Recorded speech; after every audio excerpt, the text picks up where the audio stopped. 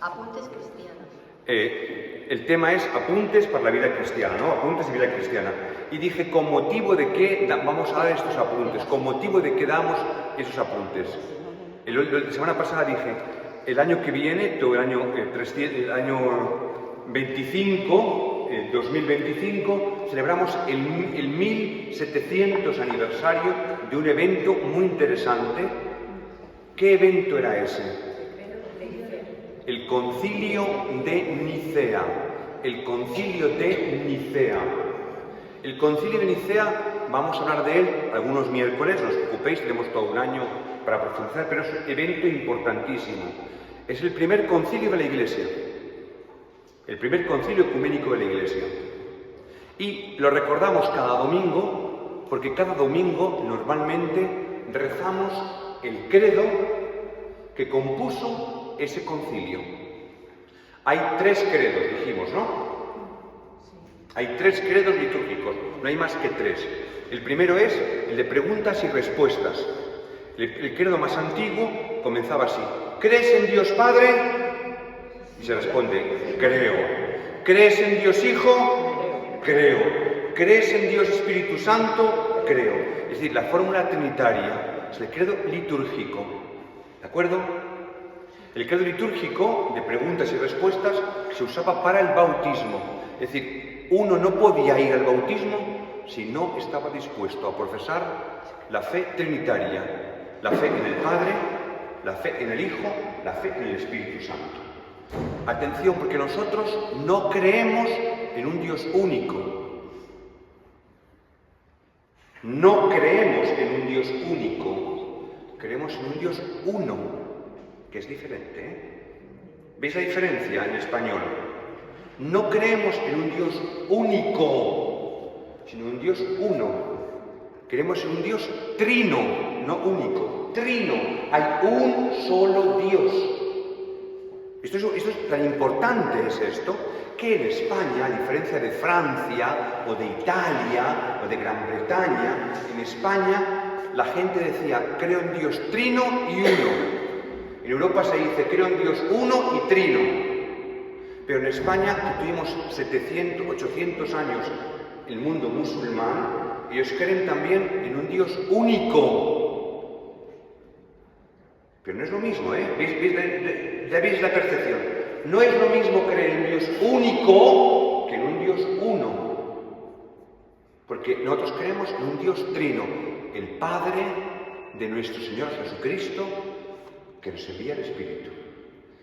¿Qué estoy diciendo? Que para nosotros, los cristianos, el punto de engarce con Dios, el punto de engarce de relación con la divinidad, se llama Jesús el Cristo. Jesús el Cristo. En castellano no decimos habitualmente en lenguaje coloquial Jesús el Cristo o Jesús el Mesías, sino que hemos hecho una única palabra. ¿Os dais cuenta? Jesucristo. Es decir, para nosotros la relación con Dios no puede ser si no es por Cristo. Pasa por Jesucristo. No hay ninguna oración cristiana que no acabe, no existe, repito, ninguna oración cristiana que no acabe manifestando la mediación de Cristo. Las oraciones más importantes dicen, por nuestro Señor Jesucristo, tu Hijo, Padre, que vive y reina contigo en la unidad del Espíritu Santo y es Dios por los siglos de los siglos, el pueblo aclama amén, ¿no?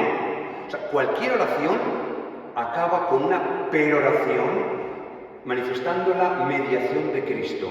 La mediación con el Padre se llama Jesucristo. Si las oraciones son menos importantes, decimos, por Jesucristo nuestro Señor, amén. Pero siempre es otra vez. Y si la oración es muy importante, ¿cómo decimos?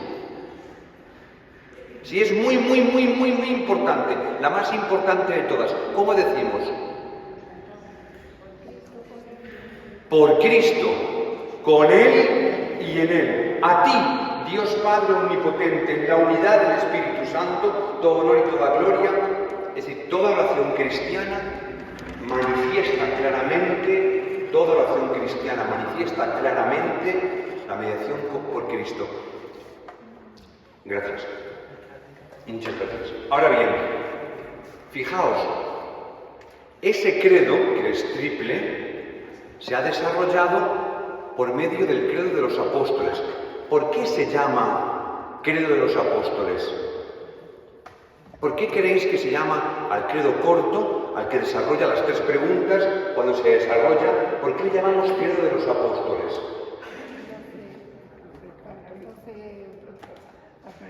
Porque tiene 12 artículos de fe.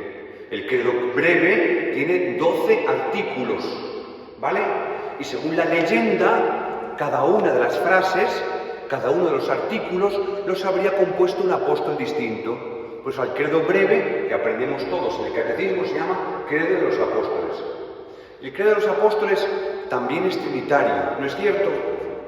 Pero desarrolla más un aspecto.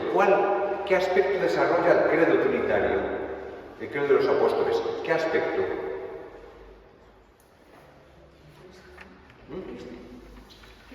Cristo.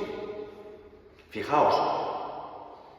Creo en Dios, Padre Todopoderoso, Creador del cielo y de la tierra. 2 líneas. Y cuando habla de Cristo dice: creo en Jesucristo, su único Hijo, nuestro Señor, que fue concebido por obra y gracia del Espíritu Santo, nació de Santa María Virgen, padeció bajo el poder de Poncio Pilato, fue crucificado, muerto y sepultado, descendió a los infiernos, al tercer día resucitó entre los muertos, subió a los cielos y se ha sentado a la derecha de Dios Padre Todopoderoso. Desde allí ha de venir a juzgar a vivos y muertos. 1, 2, 3, 4, 5, 6, 7, 8, 9, 10 líneas. ¿Veis? Para un cristiano lo que impacta es la relación con Cristo. Por lo que acabo de decir antes, Cristo nos revela al Padre y nos envía al Espíritu. O sea, nosotros somos seguidores de Cristo. Es más, como vamos a ver hoy, estamos marcados por Cristo. Y el credo de los apóstoles es muy simple. Cuando viene en la Iglesia problemas, esto lo veremos más adelante, pero voy creando un ambiente para que veáis la importancia de la primera reunión que hubo en Nicea.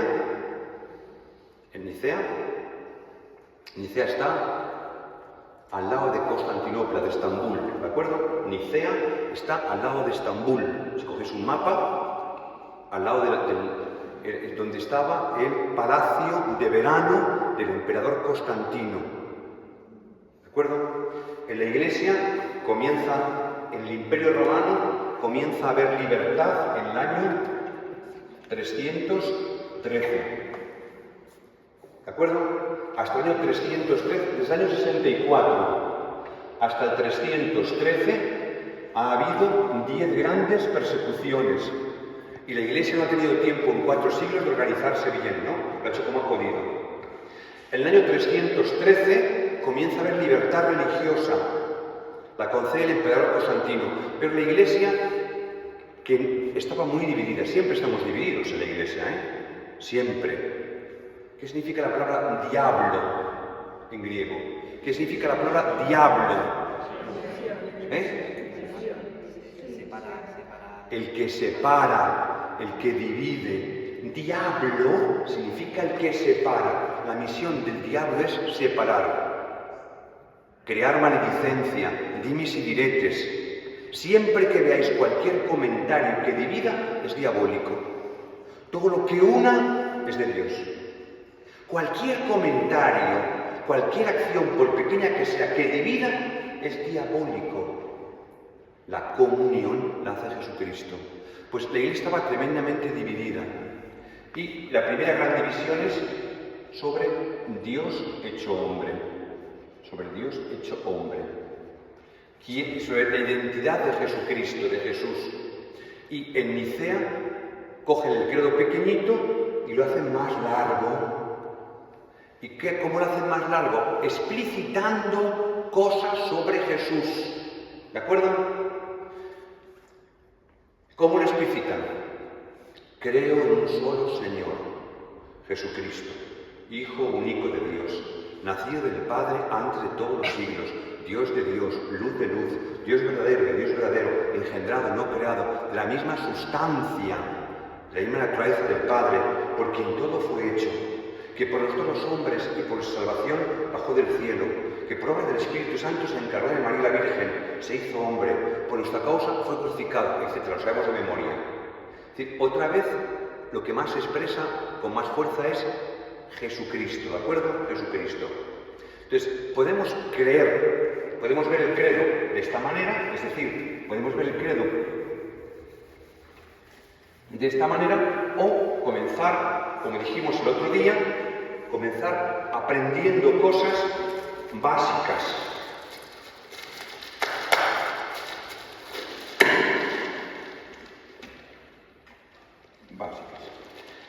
La gente normal, que no sabe leer ni escribir, necesita cosas sencillas, pero son tan importantes, tan profundas, que han continuado desde el principio hasta hoy.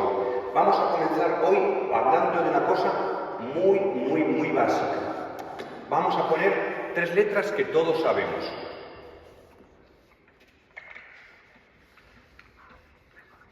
Esto es una iota, esto en griego es una eta y esto es una sigma. ¿De acuerdo? Son 3 letras. Esto es una iota, esto es una eta y esto es una sigma. ¿Vale? Esto es lo primero que vamos a ver. ¿Qué es esto que tenemos aquí? Entonces vamos a trabajar, la primera cosa que vamos a trabajar es sobre esto. ¿Qué es esto que tengo delante? Lo primero. A ver, Juli. Para Juli es Jesús, hombre salvador. Eso vamos a acabar así, pero no significa eso. ¿De acuerdo? Vamos a acabar con eso, pero no significa eso. ¿De acuerdo? Vamos a acabar con eso.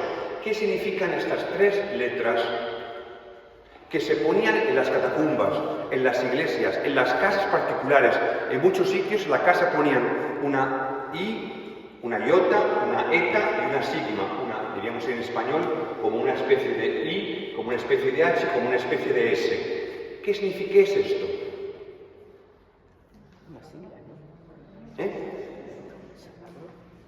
¿Qué es esto? Lo hemos visto alguna vez, ¿no? ¿Qué lengua hablaban los cristianos al principio? ¿Cuál es la lengua común de todos los cristianos? El griego. Todavía seguimos diciendo Kyrie eleison, Kyrie eleison, Kyrie eleison, ¿no? O agios, agios, santo, santo, santo, agios, agios, agios, ¿no? Bueno, entonces hay que entender que si es antiguo, tiene que ser griego. ¿De acuerdo? Tiene que ser griego. ¿Qué más podemos decir de esto?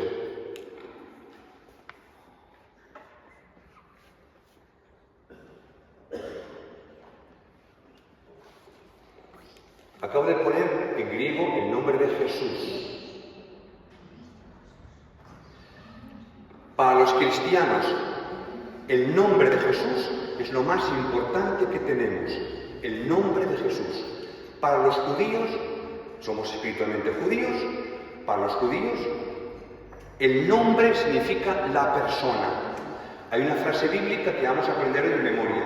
Al nombre de Jesús, toda rodilla se doble, en el cielo, en la tierra y en el abismo, y toda lengua proclame ante el nombre de Jesús, Jesucristo es Señor, para la gloria de Dios Padre. Este fue el primer credo, el segundo credo, no litúrgico, ¿de acuerdo? El segundo credo de la Biblia. El primer credo es Jesús es el Señor. El primer credo es Jesús, un hombre como nosotros, es el Señor. En el griego se dice Kyrios Jesús. Kyrios, decir Kyrios Jesús es decir todo. Decir que un hombre normal y corriente es el Señor del universo. Es lo más bonito que se puede decir. Jesús es el Señor. Es el credo más antiguo. La profesión, y Pablo llega a decir, si tus labios proclaman que Jesús es el Señor y en tu corazón crees que el Padre lo ha levantado entre los muertos, tú te salvarás. ¿De acuerdo? Entonces hoy aprendemos cuál es la primera fórmula para los cristianos de profesión de fe. Jesús es el Jesús es el Señor. Eso es lo punto definitivo. Kyrios Jesús. Kyrios Jesús. Jesús es el Señor. Eso es lo que nos salva. Pablo dice, si tú crees, si tus labios profesan que Jesús es el Señor y en tu corazón crees que el Padre lo ha levantado entre los muertos, tú te salvarás. La segunda fórmula desarrollada es la que acabo de decir antes. Ante el nombre de Jesús, ante la persona de Jesús, toda rodilla se doble. Es decir, no adoramos a nadie más que a Jesús. No hay ídolos, no hay imágenes, no hay dinero, no hay poderes. Únicamente adoramos la rodilla ante Jesús. Eso es lo básico de los cristianos. O sea, el centro de nuestra fe es que adoramos únicamente a Jesús. Claro, es mucho decir esto, porque Jesús es un hombre como nosotros, que suda, que se cansa, que se enfada. Y ahí vemos a Dios, pues es el misterio, O sea, esa manera de pensar es fundamental. Ahora bien, eso se expresa escribiéndolo. Fijaos, si la palabra Jesús le quito el final,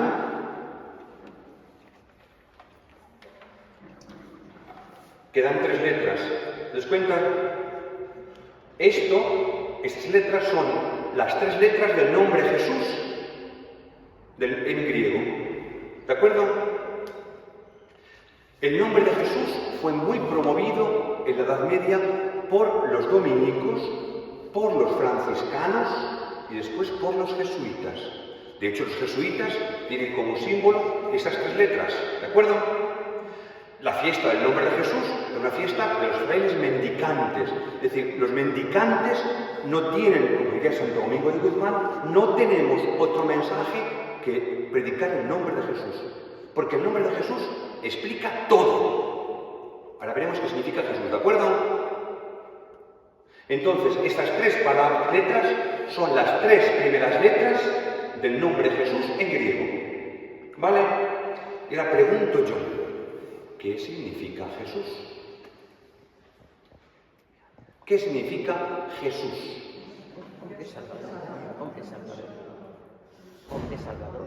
¿Qué significa Jesús? Mirad, lo explica bien el comienzo del Evangelio de Lucas y el comienzo del Evangelio de Mateo. ¿Alguien tiene su Biblia ahí a mano? ¿Alguien ha tenido su Biblia? Que busquen el Evangelio de San Lucas, la Anunciación a María. En la Anunciación a María está que el ángel manda a María que a su hijo le ponga el nombre de Jesús. Para nosotros, yo me llamo Manuel o tú Teresa, es indiferente. Para los judíos, el nombre indica la persona. El nombre da identidad. Entonces, cuando el ángel le manda un nombre concreto, está diciendo la personalidad que tiene el que va a nacer. ¿Tienes ahí el texto de la Anunciación? Sí. ¿Lo has encontrado? Sí. A ver, ponte en alto y dilo en voz alta. Concebirás en tu vientre. O ponte en pie y dilo en voz alta. Concebirás en tu vientre y darás a luz a un hijo, y le pondrás por nombre Jesús. Será grande, se llamará Hijo del Altísimo. El Señor Dios le dará el trono de David su padre. Reinará sobre la casa de Jacob para siempre, y su reino no tendrá fin. El ángel manifiesta la condición de rey, ¿de acuerdo? De rey. Él, al decir que le llame Jesús, está diciendo el contenido de su personalidad. Fijaos qué maravilla. Lucas, busca Mateo. Lucas dice que el nombre de ser Jesús y Mateo nos da el símbolo, el significado del nombre de Jesús. Dice, ¿por qué se va a tener que llamar Jesús? Por eso es importante que tengamos 4 evangelios, que conozcamos bien los 4 evangelios, para que veamos cómo podemos seguir una sinopsis, ¿no? Una tabla comparativa, ¿no? El ángel le dice a María que le ponga Jesús y el ángel le dice a José por qué tiene que llamarse Jesús. ¿Lo has encontrado? ¿Conoce a José? ¿Conoce a José? Sí.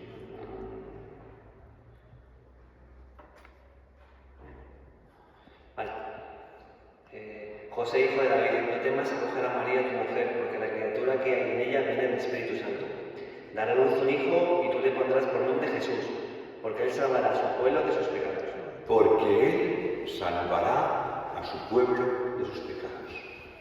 Aquí hay dos conceptos importantes: salvación y pecado. El pecado es lo que nos separa de Dios. Jesús viene para hacer un puente entre Dios y los hombres. Lo que separa al hombre de Dios, es el comienzo, es el origen, es el pecado. No confundamos el pecado con los pecados, ¿vale? No confundimos el pecado como separación con los pecados, son comisiones o debilidades, ¿vale? El segundo está incluido en el primero, pero lo primero es fundamental. Si yo digo que Jesús hace un puente, ¿cómo se dice el que hace un puente en latín? ¿Cómo se dice el que hace un puente en latín? Pontífice. Pontífice. Por eso la carta a los hebreos, fijaos, la carta a los hebreos, apuntad esto, no estoy tomando notas, la carta a los hebreos es el único texto del Nuevo Testamento donde se reflexiona sobre qué es la misión de Jesús. Repito, la carta a los hebreos no habla sobre Jesús, la vida de Jesús, los evangelios, ¿no? No dice cómo hay que resolver problemas. Ahí están las cartas de San Pablo, ¿no? Pablo escribe más de una docena de cartas para resolver problemas. La primera vez que se reflexiona en la Iglesia quién es Jesús y para qué ha venido Jesús, se llama Carta a los Hebreos. Y la Carta a los Hebreos dice: tenemos un sumo pontífice, un sumo sacerdote. Es decir, ese puente que se ha hecho entre Dios y los hombres es un puente sagrado. ¿Cómo se dice sagrado en latín? Sacer, sacrum, sacer, sacrum. De sacer viene sacerdote. Cristo es el sacerdote. Cristo es el pontífice. Jesús es el punto de unión entre Dios y los hombres. Yo puedo, mirad, yo tocando, mirad mi mano, tocando a Jesús, estoy tocando a Dios. Jesús es el instrumento de unión, el punto de unión. Todo esto se está expresando con 3 letras. ¿Os dais cuenta lo que estoy diciendo? Con esas 3 letras, todo este contenido que estamos diciendo. O sea, la importancia del nombre de Jesús, que es el Salvador. Y ahí está otro tema que no podemos meternos ahora en él, es muy largo, no procede, es el tema del pecado. Cristo viene en relación con los pecados. Por eso, fijaos, cuando San Juan Bautista presenta a Jesús, ¿cómo presenta a Jesús? Lo dije el último día, lo dije la semana pasada. Cuando Juan Bautista con el dedo presenta a Jesús, ¿cómo le llama? Cordero de Dios, que quita el pecado del mundo. Es decir, no hay otro, diría San Pablo, no hay otro, no existe otro en que tengamos salvación más que en Cristo. La Biblia dice, no existe otro. Si hubiera otro, iríamos detrás de él. O sea, no hay otro en quien tengamos salvación más que en Cristo. Jesús significa Dios salva. Dios salva. Jesús significa Salvador. Jesús trae salvación. No hay otro bajo el cielo por el que seamos salvos. Esto es el cristiano. Si una persona escribe 3 letras, una I, una H y una parecido a una S, lo que está diciendo es todo lo que estoy diciendo yo ahora. ¿Se os cuenta? Es decir, la salvación viene únicamente por Jesucristo. La salvación viene únicamente por Jesucristo. Por eso es el sacerdote, el puente, el mediador. Leer el Nuevo Testamento es leer una delicia, ¿de acuerdo? ¿Cuántos libros hay del Antiguo Testamento? ¿Recordáis? ¿Cuántos libros hay en el Antiguo Testamento? 51. A ver, 51 por aquí. A ver, más números. A ver, 47 por aquí. ¿Quién más da? ¿Cuántos libros hay de la primera alianza? ¿Perdón? El padre Rodolfo dice 46. ¿Quién tiene razón? El padre, claro, evidentemente. Es que los padres son muy padres. 46 libros preparan a Jesucristo. 46 libros preparan a Jesucristo. ¿Y cuántos libros hablan sobre Jesús como Salvador? ¿Cuántos libros son la Nueva Alianza? Nueva Alianza se dice Nuevo Testamento en latín, ¿de acuerdo? Testamentum significa alianza. Testamentum significa pacto. El antiguo pacto, 46 libros. Nuevo pacto, ¿cuántos libros? Unos dicen 26, otros 36. A ver, ¿cuántos libros son el Nuevo Testamento? ¿Cuántos libros son el Nuevo Testamento? Margaret.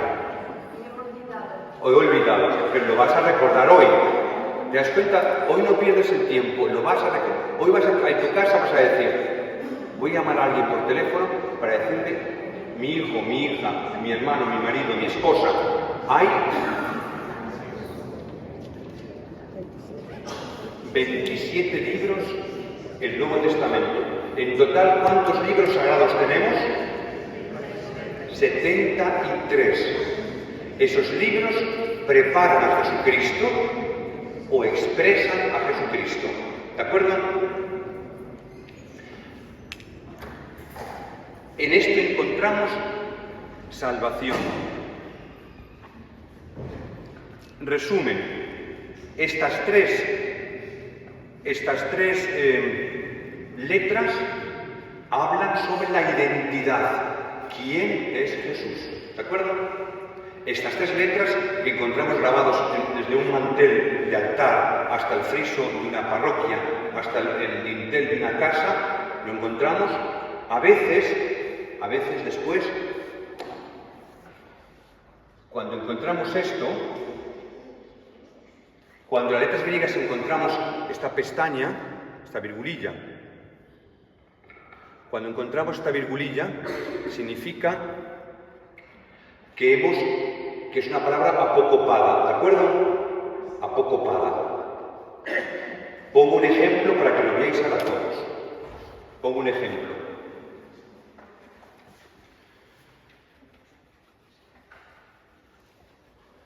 Cada vez que lo veáis, así os acordáis de la formación de esos apuntes. Mirad, si yo pongo esto,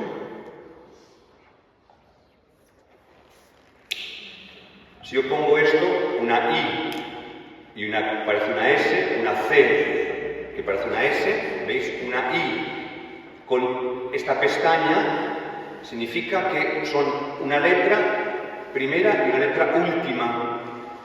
Jesús. ¿De acuerdo? Si veis en los dibujos, en los iconos, estas dos letras con una pestaña significa que está apocopada. Y vamos a avanzar un poco más para meternos casi en otra cosa. Si vemos esto,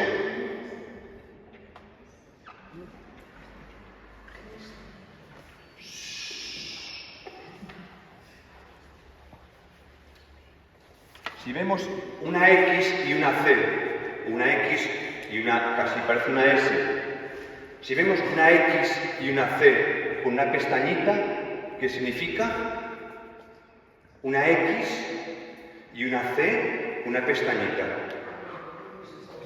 Christos, en griego, Christos, Christos, Christos, ¿de acuerdo? ¿Qué significa en español? ¿Qué significa Christos en español? Pensemos primero. Vamos a aprender tres palabras. Christos, la traducción al español y la traducción al hebreo, ¿vale? Tres palabras. Hoy nos ha nacido un Salvador, el Mesías, el Señor. ¿Lo conocéis esto, no? ¿Cuándo se canta esto? ¿Cuándo se canta esto? En Navidad. Si alguien ha venido alguna vez en su vida a Navidad, el salmo siempre es el mismo. Hoy nos ha nacido un Salvador, el Mesías, el Señor. Siempre se repite lo mismo, ¿eh? A veces yo a la gente le pregunto esto y dice, nunca lo he oído. Toda la vida de Dios ha venido a misa, ¿no? El ángel se presenta a los pastores. Hoy, en la ciudad de David, os ha nacido un Salvador, el Mesías, el Señor. ¿Cómo se dice Mesías en español? ¿Cómo se dice en español Mesías? En español, ungido, ungido, marcado, señalado, ungido, señalado, marcado, indicado. Ungido significa Mesías. Mesías, hoy nos ha nacido el Mesías, el que estaba marcado, el señalado, el esperado, este. Mesías significa en español ungido. ¿Y en griego? ¿En griego? ¿Cómo se dice Mesías en griego? Paco. ¿Lo vas a aprender hoy? No, lo sabes ya de siempre. Desde que eres pequeño lo sabes. ¿Cómo se dice Mesías en griego? Hay que venir a la Blanca, a estos encuentros de vida cristiana, para recordarlo. ¿Te das cuenta? ¿Cómo se dice Mesías en griego? Está aquí puesto. Cristo. Cristo. Cristo, Mesías y ungido es lo mismo. Hoy os ha nacido el Mesías. Es como decir, hoy os ha nacido el ungido. Hoy os ha nacido el Cristo. ¿Os dais cuenta? El ángel dice a los pastores, hoy el Mesías que esperabais, el Cristo que esperabais, ha nacido. Para los cristianos, Jesús tiene una identidad y una misión. La misión de Jesús es ser el Cristo. Jesús ha venido como el Mesías esperado de Israel. Ahora bien, una pregunta para que pensemos. ¿Cristo alguna vez se ha llamado a sí mismo Cristo? ¿Cristo alguna vez ha manifestado que Él era el Mesías prometido? Pensemos.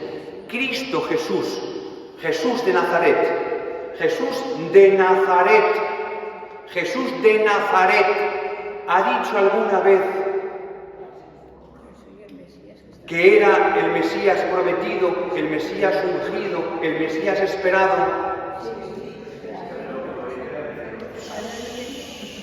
Uno después de otro. Pero no dice que es el Mesías. Pedro lo dice. Pero mi pregunta es, en Nazaret, capítulo 4 de San Lucas, en Nazaret, Cristo sube las escaleras, llega al ambón, abre el libro y lee la profecía de Isaías, que dice, el Espíritu del Señor está sobre mí, porque me ha ungido. Me ha ungido. Y sigue leyendo y dice, esta escritura se cumple hoy. Los de Nazaret lo quieren despeñar. Sus propios compañeros no aceptan que Él sea. Él se apropia al comienzo justo del Evangelio, capítulo 4 de San Lucas. Mirad, el problema de hoy no es que la gente, que en España está descristianizada, es que España no tiene catequesis. La gente cristiana no sabemos nada. Lo primero que hay que hacer sobre Jesús es conocerlo. Nadie ama lo que no conoce. Y nadie se compromete con lo que no ama. ¿Os dais cuenta? Decimos, Padre, mándenos vocaciones. Ve a las monjas, mándenos vocaciones. ¿Pero qué vocaciones? No hay cristianos. ¿Pero por qué no hay cristianos? Porque nosotros mismos no conocemos a Jesús. Y al no conocer no lo amamos. Y al amarlo no nos comprometemos con Él. Cristo comienza su andadura diciendo en Nazaret: el Espíritu del Señor está sobre mí porque me ha ungido. Y ahora pregunto yo, la gente que viene todos los domingos a misa, ¿cuándo la gente ve que Jesús fue ungido por el Espíritu Santo? ¿Cuándo la gente ve que Jesús fue ungido, fue manifestado como Cristo? ¿Cuándo fue eso? Pensemos, ¿cuándo, en qué momento Cristo es manifestado como Jesús? Digo, Jesús como Cristo, como ungido, como Mesías. Mirad, los reyes, los profetas en Israel recibían el Espíritu Santo, la fuerza de lo alto, porque el profeta iba con un cuerno, llevaba un cuerno a la cintura, un cuerno de vaca, un cuerno de toro, lleno de santo crisma, de santo aceite. Y cogían el aceite, lo derramaban sobre la cabeza y lo ungían. Si era un rey, lo ungían dándole vueltas a la cabeza. Si era un rey, hacían una corona con aceite. ¿De acuerdo? Jesucristo tuvo una corona de espinas, no de aceite. ¿De acuerdo? Si era el sumo sacerdote, era ungido con el cuerno en forma de una cruz, una cruz. ¿De acuerdo? Cristo no fue ungido con una cruz, sino fue clavado en una cruz. Cristo es Mesías, rey, sacerdote, no por el aceite. El aceite simbolizaba el Espíritu Santo, aquel Espíritu que había sobrevolado al principio de la creación. ¿Te acuerdas que dice el texto? El Espíritu sobrevolaba las aguas, ¿no? Al principio. ¿Qué es lo que Juan Bautista ve cuando Cristo entra en el agua en el Jordán? ¿Qué es lo que Juan Bautista ve cuando Cristo sale del agua del Jordán? Como una paloma que se posa sobre él, que le unge, que le toca, que le señala. Esa es la unción de Cristo. ¿Te das cuenta? No fue ungido con aceite que simbolizaba el Espíritu Santo, sino Cristo fue marcado por el propio Espíritu Santo. O sea, Jesús es el Cristo y se manifiesta en el bautismo. Pero quiero una pregunta más. ¿Jesús es Cristo solo en el bautismo o Jesús es Cristo desde que nace? Pilar, desde que nace, porque el día de Navidad cantamos: hoy nos ha nacido un Salvador, el Mesías, el Señor. Cristo Jesús no es Señor solamente desde su resurrección, no es Mesías solo desde el bautismo. Él es el Mesías, Él es el Señor, pero cada cosa se manifestará a su tiempo. Con la resurrección veremos que Él es el Señor, el Kyrios. Con el bautismo veremos que Él es el Mesías, pero Jesús, el que nace en Belén, ya es el Mesías, ya es el Señor. Los cristianos, ¿cómo han manifestado esto? Fijaos, son pequeños apuntes para entender nuestra vida cristiana. Fijaos, para expresar que Jesús, la importancia de Jesús ya la hemos visto, pero los cristianos han utilizado otro símbolo muy importante, muy interesante.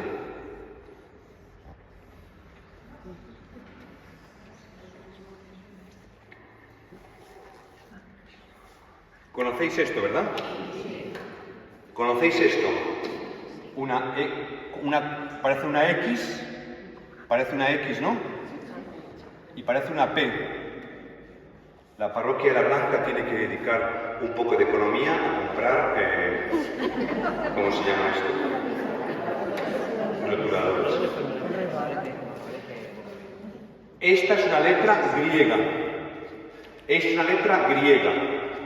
Gi-ro. ¿Qué letras son esas? ¿De qué palabra estamos hablando otra vez? Estamos siempre ante lo mismo. Estas letras, ¿qué son? Christos. Cristo. Mirad, Cristo se escribe así.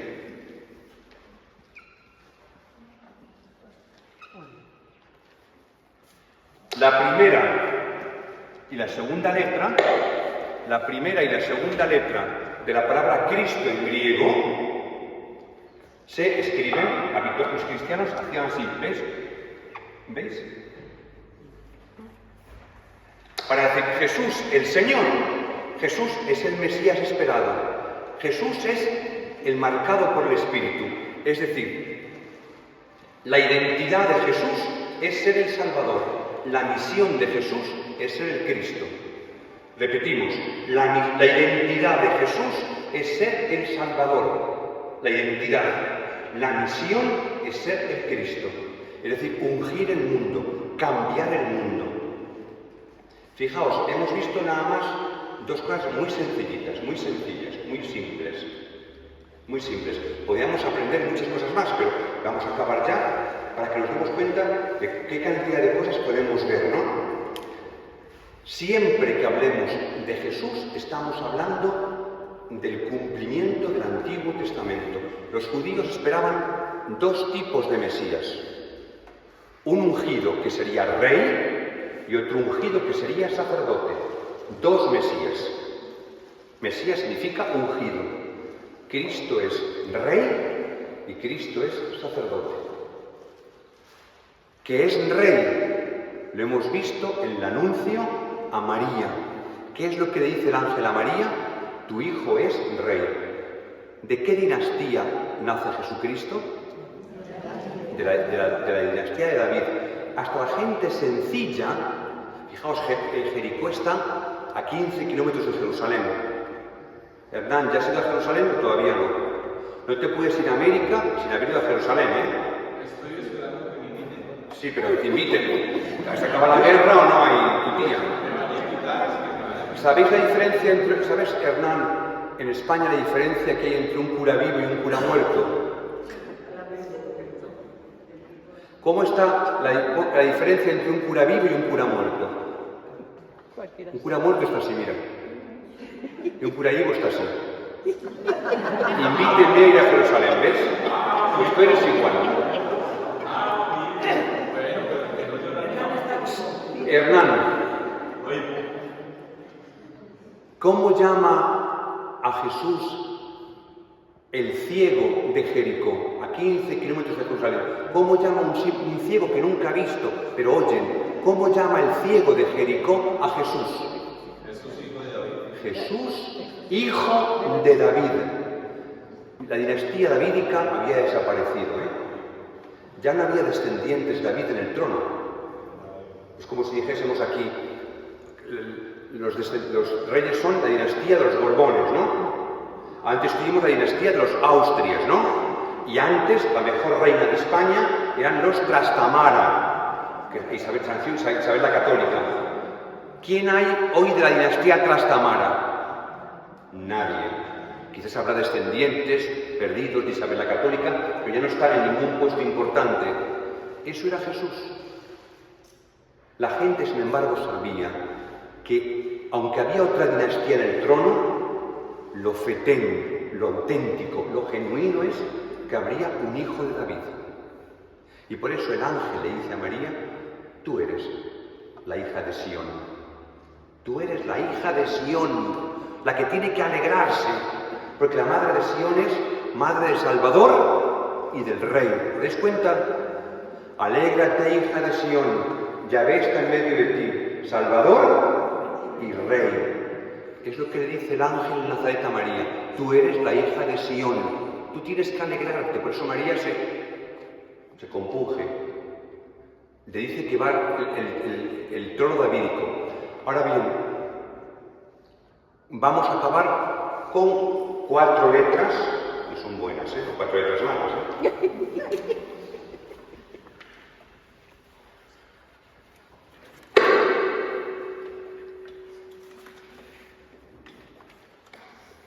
Hasta el final,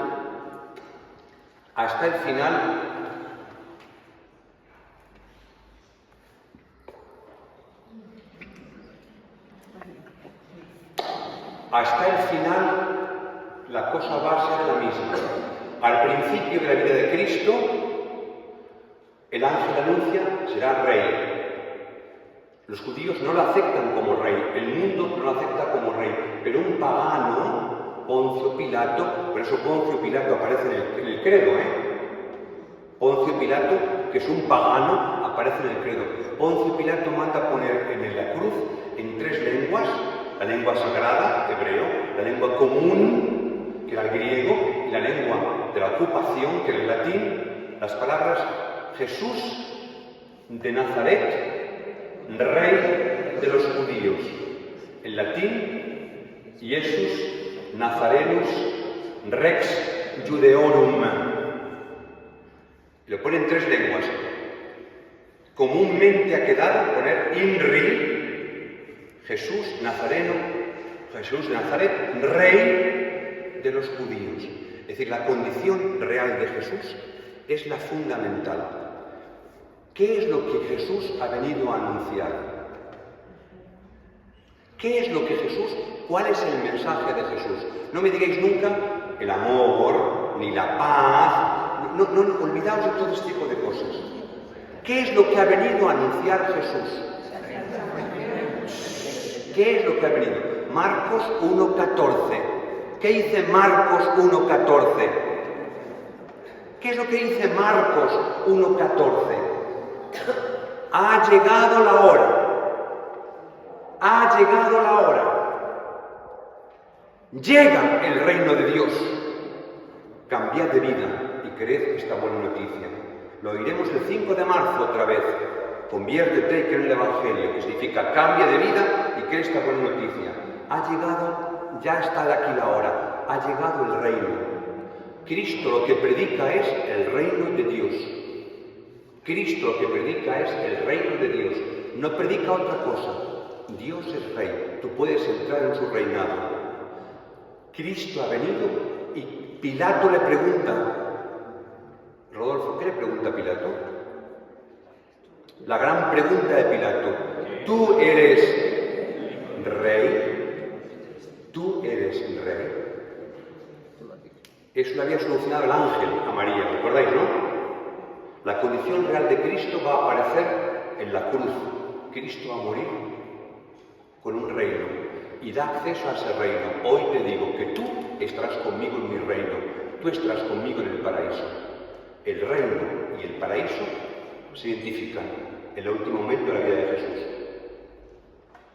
Acuérdate de mí cuando llegues a tu reino. Yo os invito esta noche a rezar esta oración simplemente. No hay muchas oraciones. Simplemente decidle a Jesús, acuérdate de mí cuando llegues a tu reino. Acuérdate de mí, tú que estás en el reino. Fijaos qué oración tan sencilla. No te olvides de mí. Bien, he comenzado con unas letras y tengo que acabar con esas letras.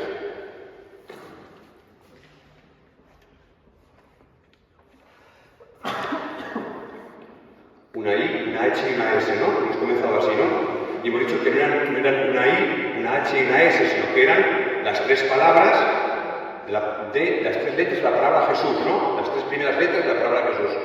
Pero ¿qué pasó? A partir del siglo V, la gente, en esta parte del Imperio Romano, es decir, en España, en Inglaterra, en Francia, en Italia, ya no hablaba griego. ¿De acuerdo? Ya no hablaba griego. Pero seguían escribiendo estas 3 letras. ¿De acuerdo? Y ya nadie se acordaba de que eran las 3 primeras letras del nombre de Jesús. Y la gente comenzó a entenderlas de otra manera también muy bonita.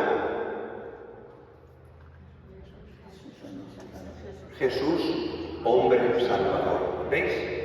O Jesús, salvador de los hombres. En latín la gente lo entendió como Jesu hominum salvator. Realmente no significa eso. Significa, son las 3 primeras letras del nombre de Jesús en griego, pero la gente ya no hablaba griego y entonces decía Jesu hominum salvator. Jesús de los hombres salvador. Jesús de los hombres Salvador, que en definitiva viene a ser lo mismo, porque está la palabra Salvador, y hemos dicho que Jesús significa Salvador de los hombres, ¿no? O sea, para que veáis que tres palabras en griego, tres letras en griego, han hecho tres palabras en latín, ¿de acuerdo? De todo lo que hemos visto hoy, ¿hay alguna novedad o ya lo sabéis todo? ¿Os habéis aburrido? ¿Algo ha sido nuevo? ¿Ha merecido la pena? Bien, pues si Dios quiere, el miércoles que viene será la clase para quien quiera ir, en la parroquia del Camino, ¿de acuerdo?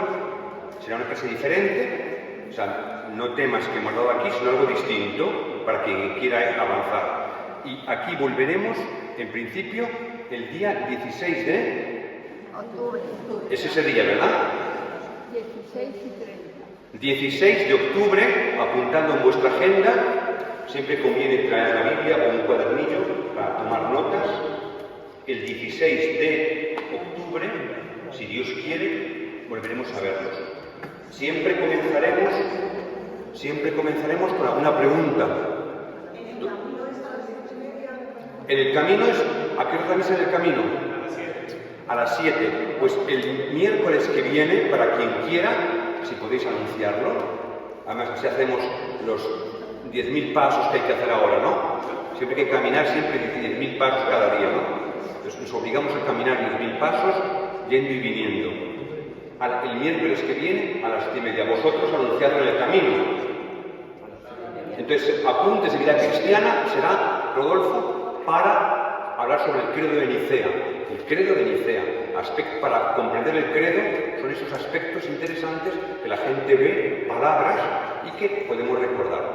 Y el 16 de octubre, a mitad del mes que viene, podemos venir aquí. Mientras tanto, ¿qué podemos hacer? Coger el credo largo y ver qué conceptos, qué palabras no entendemos. Por ejemplo, ¿qué significa engendrado, no creado? ¿O qué significa de la misma sustancia del Padre? ¿O qué significa luz de luz? Porque todo esto lo repetimos cada domingo. Otro día decíamos que significa descendió a los infiernos. ¿En qué credo está eso? ¿En el largo o en el corto? Hay que verlo, diferenciarlo. ¿En el credo o en el corto o en el largo? O, por ejemplo, ha de volver a juzgar. ¿Qué significa que Cristo ha de volver? ¿Por qué decimos que ha de volver? ¿Qué significa que esperamos al Señor, no? Entonces, esos aspectos podéis hablarlo entre vosotros o profundizarlo, y el día 16 de octubre, si queréis, invitar a alguien más, ¿de acuerdo? Acabamos rezando juntos, nos ponemos en pie. Gloria al Padre, y al Hijo, y al Espíritu Santo.